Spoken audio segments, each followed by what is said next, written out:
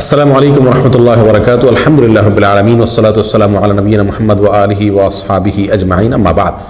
সুপ্রিয় দর্শক শ্রোতা ভাই বোনেরা, যে কোনো আমলের বিশুদ্ধ এবং সঠিক ইলম থাকা যেমন জরুরি, সে আমল প্রসঙ্গে ভুল এবং ভ্রান্ত যে সমস্ত ধারণা সমাজে প্রচলিত আছে সেগুলো সম্পর্কেও ধারণা থাকা জরুরি। কারণ ভুল এবং ভ্রান্ত ধারণাগুলো সম্পর্কে যদি আমাদের ধারণা না থাকে, তাহলে সেগুলোকে সঠিক এবং বিশুদ্ধ মনে করে আমরা অনেক সময় গ্রহণ করে বসতে পারবো, যা আমাদের আমলটাকে নষ্ট করে দিবে। এই জন্যই যুগে যুগে ওলামা একরাম যে কোনো আমলের সঠিক এবং বিশুদ্ধ ইলম প্রচারের পাশাপাশি সে আমল প্রসঙ্গে প্রচলিত অশুদ্ধ এবং ভুল ভ্রান্ত ধারণাগুলোকেও চিহ্নিত করেছেন, সে ব্যাপারে সমাজের মানুষকে সাবধান করেছেন, সচেতন করেছেন। সেজন্য আমরা আজ আশুরা এবং মুহররমকে কেন্দ্র করে যে সমস্ত ভুল এবং ভ্রান্ত ধারণা, বিশ্বাস এবং আমল সমাজে প্রচলিত আছে, তার মধ্যে থেকে কয়েকটি আমলকে আমরা চিহ্নিত করব। জাল এবং জয়ীফ হাদিসের ভিত্তিতে আমাদের সমাজে মুহররমকে এবং আশুরাকে কেন্দ্র করে অনেক আমল প্রচলিত আছে, যেগুলো শুদ্ধতার মানদণ্ডে উত্তীর্ণ নয়, বিশুদ্ধ হাদিস দ্বারা যেগুলো প্রমাণিত নয়। এমন আমলসমূহের মধ্যে থেকে, এমন ধারণাসমূহের মধ্যে থেকে একটি হলো মুহররম মাস সম্পর্কে অনেকেই মনে করেন এটি হলো বছরের শ্রেষ্ঠ মাস। কারণ আল্লামা সুয়ুতি রহমতুল্লাহ আলাই সংকলিত বিখ্যাত জামিয়া সগীর নামক কিতাবে একটি বর্ণনা পাওয়া যায়, যে বর্ণার ভাষ্য হলো সাইয়্যিদুল আশহুরি আল মুহররম, অর্থাৎ সকল মাসসমূহের মধ্যে সেরা এবং শ্রেষ্ঠ মাস হলো মুহররম। আরেক বর্ণনা একই কিতাবে আসছে আফদালুশ শুহুরি আল মুহররম, অর্থাৎ সকল মাসসমূহের ভিতরে শ্রেষ্ঠ এবং সেরা মাস হলো মুহররম। এই সাইয়্যিদুল আশহুরি আল মুহররম এই হাদিস প্রসঙ্গে আল্লামা আলবানী রাহিমাহুল্লাহ যায়ফুল জামে কিতাবে মন্তব্য করেছেন যে অনেক মুহাদ্দিসিন কেরাম এই হাদিসের সনদকে সম্পূর্ণ জাল এবং ভিত্তিহীন বলেছেন, অর্থাৎ এই হাদিসটি নবী সাল্লাল্লাহু আলাইহি ওয়াসাল্লাম থেকে প্রমাণিত নয়।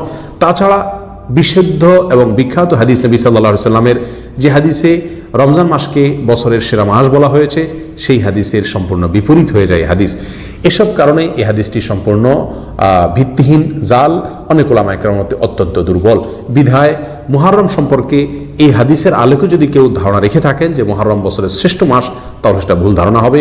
অবশ্য বিশুদ্ধ হাদিস দ্বারা এটা প্রমাণিত।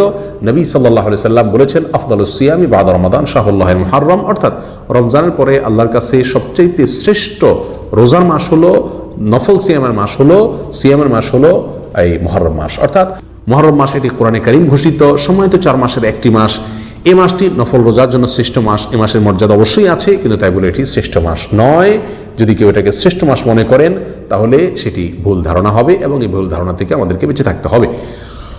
মুহররমকে কেন্দ্র করে আরেকটি ভুল ধারণা হলো, অনেকে মনে করেন মুহররম মাসের প্রতিদিনের রোজার বিশেষ সওয়াব আছে, এবং এই প্রসঙ্গেও জালালউদ্দিন সুয়ুতী রাহমাতুল্লাহ আলাইহির একই কিতাবে, অর্থাৎ বিখ্যাত হাদিসের কিতাব জামিউস সগীরে একটি বর্ণনা পাওয়া যায়, যে বর্ণার ভাষ্য হলো মান সামা ইয়াওমান মিনাল মুহররম ফালাহু বিকুল্লি ইয়াওমিন 30 হাসানা। যে ব্যক্তি মুহররমের মাসের যে কোনো একদিন রোজা রাখবে, সে একদিনের রোজার বিনিময়ে সে 30 নেকি পাবে। এইভাবে যে কয়টি রোজা রাখবে 30 করে নেকি সে পাবে।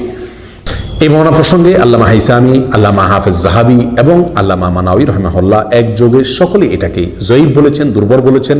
এটি বিশুদ্ধতার মানদণ্ডে উত্তীর্ণ নয়, সঠিক কোনো হাদিস নয়। তবে হ্যাঁ, মুহররম মাসে বেশি বেশি নফল সিয়ামের ব্যাপারে বুখারী মুসলিমের বর্ণনায় স্পষ্টভাবে নবী সাল্লাল্লাহু আলাইহি ওয়াসাল্লামের নির্দেশনা রয়েছে। অতএব মুহররম মাসে আমরা বেশি বেশি নফল সিয়াম রাখবো, কিন্তু কোনো সিয়ামের বিনিময়ে নির্দিষ্ট সংখ্যক সওয়াবের কথা বিশুদ্ধ কোনো হাদিস দ্বারা বর্ণিত নয়। বিধায় এই জয়ীফ এবং দুর্বল, অত্যন্ত দুর্বল হাদিসটি প্রচারের ব্যাপারে আমরা সাবধান থাকি, সচেতন থাকি। আল্লাহ তাআলা আমাদেরকে তৌফিক দান করেন। নাম্বার 3, আশুরার দিন প্রসঙ্গে একটি ধারণা আমাদের সমাজে প্রচলিত আছে, সেটা হলো আশুরার দিনে যদি কেউ তার পরিবারের জন্য ভালো খাবারের ব্যবস্থা করে, ভালো আয়োজন করে, তো আল্লাহ তাআলা তাকে সারা বছর অর্থনৈতিকভাবে ভালো রাখেন, প্রাচুর্য দান করেন, তার সে বছর ভালোভাবে যায়, ভালোভাবে কাটে অর্থনৈতিক দিক থেকে। এবং এক্ষেত্রে ইমাম তাবরানী রাহিমাহুল্লাহ বর্ণিত একটি বর্ণনা আমরা পেশ করে থাকি অনেকে, যার ভাষ্য হলো এরকম: মান ওয়াসসা আলা আয়ালিহি ইয়াওমা আশুরা ওয়াসসা আল্লাহু আলাইহি সাইরাস সানাহ। যে ব্যক্তি আশুরার দিনে তার পরিবারকে ভালো খাবার দাবার আয়োজন পরিবারের জন্য করে, সেই ব্যক্তিকে আল্লাহ সুবহানাহু ওয়া তাআলা সারা বছর প্রাচুর্যের মধ্যে রাখেন, সচ্ছল রাখেন। এরকম একটি বর্ণনা ইমাম তাবরানী রাহিমাহুল্লাহ বর্ণনা করেছেন। এই বর্ণনা প্রসঙ্গে আল্লামা হাইসামি রহমতুল্লাহ আলাই মন্তব্য করেছেন যে এই বর্ণনাটি সম্পূর্ণ জাল এবং ভিত্তিহীন। ইমাম আহমদ ইবনে হাম্বল রাহিমাহুল্লাহ তিনি বলেছেন যে হাদিসটি সম্পূর্ণভাবে অশুদ্ধ, এটি সহিহ কোনো বর্ণনা নয়। আল্লামা ইবনুল কাইয়িম জাওযী রাহিমাহুল্লাহ এবং বিশ্ববিখ্যাত হাদিস ব্যাখ্যাতা ইমাম ইবনে হাজার আসকালানী রহমতুল্লাহ আলাই তিনি এবং আরও অনেকে এ হাদিসকে অত্যন্ত দুর্বল বলে মন্তব্য করেছেন। তাছাড়া আশুরার দিনে সিয়াম রাখা, রোজা রাখার ব্যাপারে বুখারী মুসলিম সহ বেশ কয়েকটি হাদিসের কিতাবে অত্যন্ত স্পষ্টভাবে বিশুদ্ধ বর্ণনা রয়েছে। সেখানে সেদিনে পরিবারের জন্য ভালো খাবারের আয়োজন করা, অ্যারেঞ্জ করা এ সংক্রান্ত হাদিস কোনোভাবেই বিশুদ্ধ হওয়ার কথা নয়। বিধায় এই হাদিসটি সম্পূর্ণ একটি সহিহ হাদিসের বিপরীতে দাঁড়ায়। তাছাড়া হাদিসের সনদও অত্যন্ত দুর্বল, বিধায় হাদিসটি গ্রহণযোগ্য নয়, এটি সঠিক ধারণা নয়। আমরা আমাদের এই ধারণাকে কারেকশন করে নিই যে আশুরাকে কেন্দ্র করে পরিবারের জন্য ভালো খাবারের ব্যবস্থা করার যে ধারণা প্রচলিত আছে সেটি সঠিক নয়। যে হাদিস বর্ণিত আছে সেটি বিশুদ্ধতার মানদণ্ডে উত্তীর্ণ নয়। নাম্বার 4, আশুরার দিনে গোসল করা এবং চোখে সুরমা লাগানোর ফজিলত আমরা অনেকে বর্ণনা করে থাকি এবং এ প্রসঙ্গে একটা বর্ণনা পেশ করা হয়ে থাকে, যার ভাষ্য হলো মান ইকতাসালা ইয়াউমা আশুরা লাম ইয়ামরুদ যালিকাল ইয়াম ওয়া মান ইকতাহালা ইয়াউমা আশুরা লাম ইয়ারমাদ যালিকাল আম। যে ব্যক্তি আশুরার দিনে গোসল করলো সেই ব্যক্তি ওই বছর আর কোনো রোগে আক্রান্ত হবে না, আর যে ব্যক্তি আশুরার দিনে সুরমা লাগাবে চোখে ওই বছরের জন্য তার চোখে আর কোনো অসুস্থতা দেখা দিবে না, কোনো প্রদাহ হবে না। এই বর্ণনাটিকেও আল্লামা ইবনুল কাইয়িম জাওজিয়্যিহ রাহিমাহুল্লাহ তার বিখ্যাত জাল হাদিস সমগ্রের কিতাব আল মাওযুআতে তিনি উল্লেখ করেছেন, অর্থাৎ এই হাদিসটিকে তিনি জাল হিসাবে, ভুয়া এবং ভিত্তিহীন হিসাবে চিহ্নিত করেছেন। আল্লামা ইবনুল কাইয়িম জাওজিয়্যিহ রাহিমাহুল্লাহ বলেন, আশুরার দিনে চোখে সুরমা লাগানো, তেল ব্যবহার করা, গোসল করা এই জাতীয় যত হাদিস বর্ণিত আছে তার প্রত্যেকটি হাদিস হয় জাল, আর না হয় অত্যন্ত জয়ীফ এবং ভিত্তিহীন, দুর্বল ভিত্তি সম্পন্ন, যা কোনোভাবেই প্রমাণযোগ্য নয়। বিধায় আমরা এই ধরনের ধারণা যদি কেউ পোষণ করে থাকি সেই ধারণা থেকেও আমরা ফিরে আসি, এটি ভুল ধারণা। নাম্বার 5, যুগে যুগে বিভিন্ন নবী রাসূলগণ এই আশুরার দিনে মুক্তি পেয়েছেন, এরকম একটা ধারণাও আমাদের সমাজে মোটামুটি প্রচলিত আছে এবং ওয়াজের মাহফিলগুলোতে আমরা অনেকেই শুনে থাকি, মসজিদের মেম্বরগুলোতেও অনেক বেশি পরিমাণে শোনা যায়।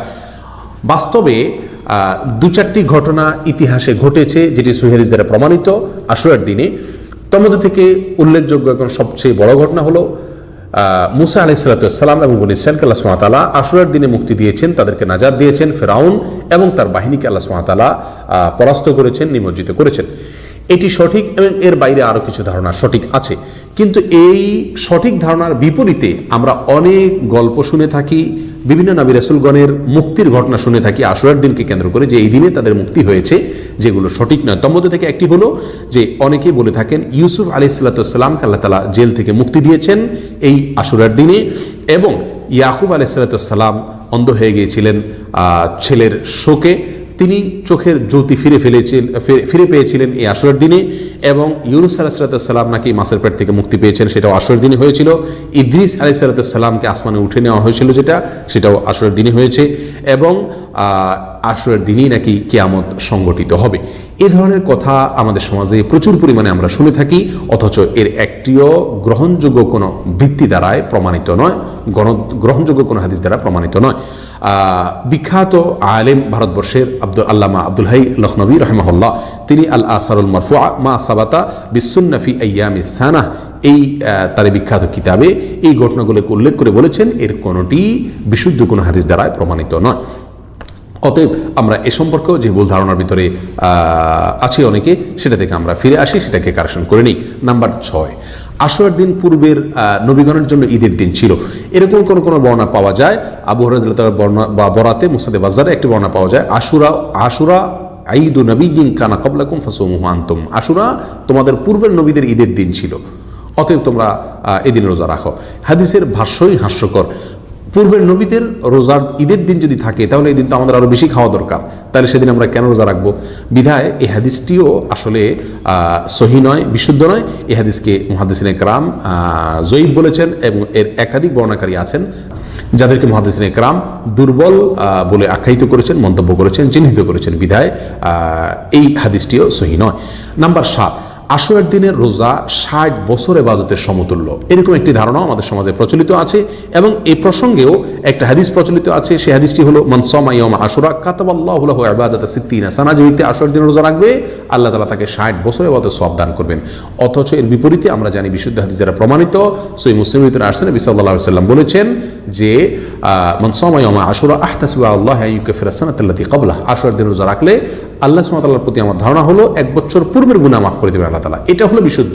কিন্তু এর বিপরীতে আশুরার দিন রোজা রাখলে 60 বছরের ইবাদতের সমতুল্য, এরকম একটি বর্ণনা পাওয়া যায়। কিন্তু সেই বর্ণনাকে ইমাম সুয়ুতী রাহমাতুল্লাহ আলাইহি তার জাল হাদিস সংকলনের যে গ্রন্থ আল্লাহ আলী উল মাসনুআ ফিল আহাদিসিল মওজুআ, এখানে সংকলন করেছেন। অর্থাৎ জাল হাদিসের সংকলনের মধ্যে এটাকে তিনি অন্তর্ভুক্ত করেছেন, এবং এর মাধ্যমে আমরা জানতে পারলাম এই ধারণাটাও সঠিক নয় যে আশুরার দিনে রোজা রাখলে 60 বছর ইবাদতের সওয়াব পাওয়া যায়।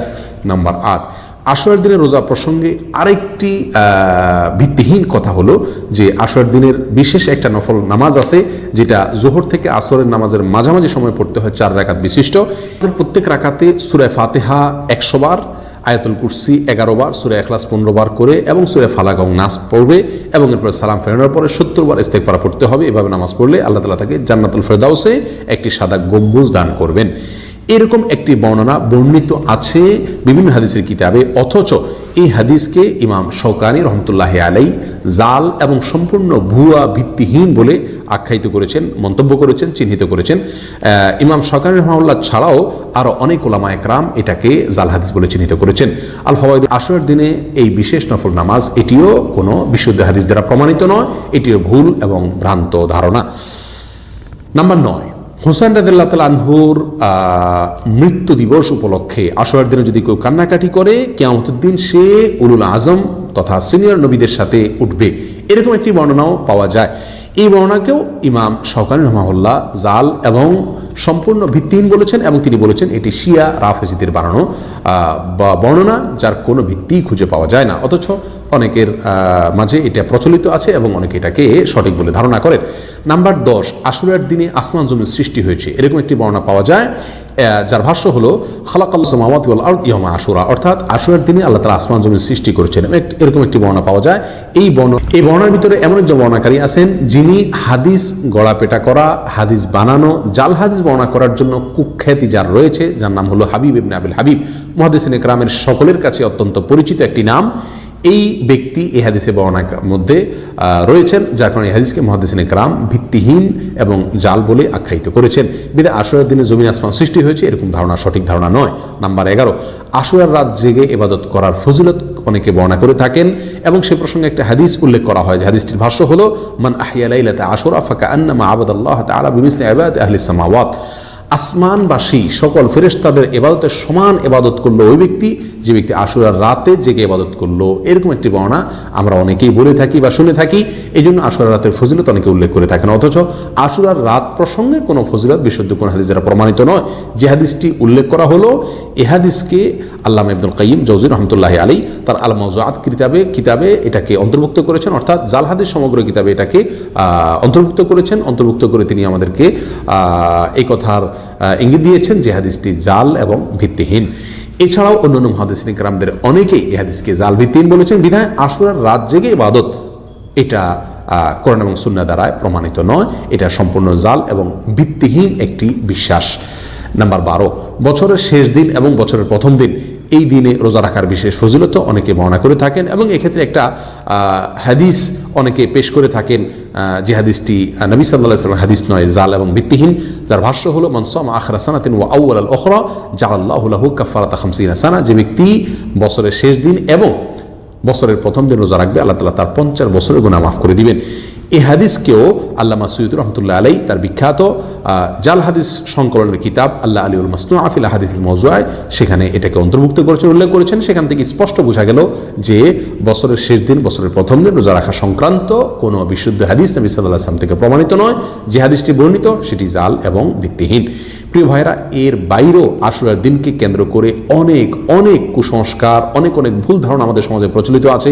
তাজিয়া মিছিল করা, এই দিনে হাই হোসাইন করে নিজের শরীরে আঘাত করা, রক্তাক্ত করা, এরকম আরও বহু জাল এবং মন গড়া ভিত্তিহীন আমল এবং ধারণা আমাদের সমাজে প্রচলিত আছে, যেগুলো সম্পর্কে আমাদের সচেতন হতে হবে, সাবধান হতে হবে। আল্লাহ সুবহানাহু ওয়া তাআলা আমাদের সকলকে আশুরার একমাত্র আমল নফল সিয়াম পালন করা এবং মুহররম মাসের একমাত্র আমল বিশেষ নফল সিয়াম পালন করা, সম্মানিত মানুষের গুনাহ থেকে বাঁচা বা ইবাদতের জন্য উত্তমভাবে চেষ্টা করা, সচেষ্ট থাকা এবং মুহররম মাস হিসাবে যুদ্ধ বিগ্রহ ঝগড়াঝাটিগুলো থেকে বেঁচে থাকা, এর বাইরে আর কোনো বিশুদ্ধ আমল নাই, সেটি বুঝার তৌফিক আল্লাহ তাআলা আমাদেরকে দান করুন। এবং